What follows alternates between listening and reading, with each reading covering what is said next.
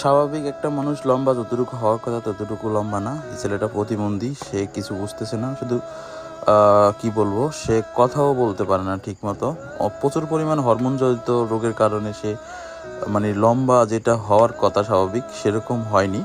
সে অনেক বেশি হাইট হয়ে গেছে তার ভিতরে। বলতে উনি অনেক মানে আমি জিজ্ঞাসা করতেছি যে বাসা কোথায়, এটি কোথায়, উনি বলতে পারে না। বোবা আর কি, ইশারাতে কথা বলে, কিন্তু কথা বোঝে। আমি কি বলতেছি সেটা সে বোঝে। তো আমি আমার চলার পথে আর কি আমি এক জায়গায় যাচ্ছিলাম, তো রাস্তায় দেখা হয়েছিল।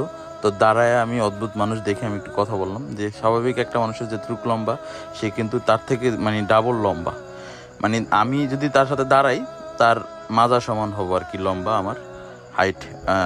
মানে আমার লম্বা ওর ওর কোমর পর্যন্ত হবে, কিন্তু ও আমার উপরে অনেক বেশি লম্বা। তারপরও আমি ওর সাথে আর কি দাঁড়ায় তার কথা বলতেছিলাম। বিষয়টা অদ্ভুত লাগলো। তো জিজ্ঞাসা করলাম যে ওর বাবা মা ভাই বোন কয়জন। তো ওরা নাকি 2 ভাই। এক ভাই দেশে থাকে, দেশের বাইরে থাকে। আর ওরা 2 ভাই নাকি সেম কোয়ালিটিরই লম্বা। ওর আরেক ভাই কিন্তু ও লম্বা হলো, ওর কিন্তু শারীরিক গঠন ঠিকঠাক, মানে কথাবার্তা বলতে পারে, সব কিছু ঠিকঠাক আছে। কিন্তু ও শারীরিক গঠন আপনারা যে দেখতেছেন, ও কিন্তু শারীরিক গঠন মানে মানে ঠিক নাই আর কি। যে পা হাত পাও দেখেন ব্যাকা হয়ে গেছে, মানে হাঁটা চলাও স্বাভাবিক মানুষের মতো হয় না আর কি। হাঁটতে চলতে পারে এতটুকুই, মানে খাইতে পারে। বাট সরকার থেকে যদি কোনো মানে ত্রাণ পাইতো আর কি, ও স্বাভাবিকভাবে চলতে পারতো আর কি। প্রতিবন্ধীদের জন্য তো সরকার আলাদা ভাতা দেয়, তো ওই ভাতা এখনও নাকি ও পায়নি। আমি যোগাযোগ করছিলাম ওর ফ্যামিলির সাথে।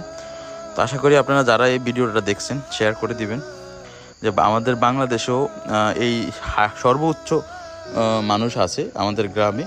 এটা হলো কমলনগর, রামগতি। তো এখানে আমাদের গ্রামে এই মানুষটা আছে।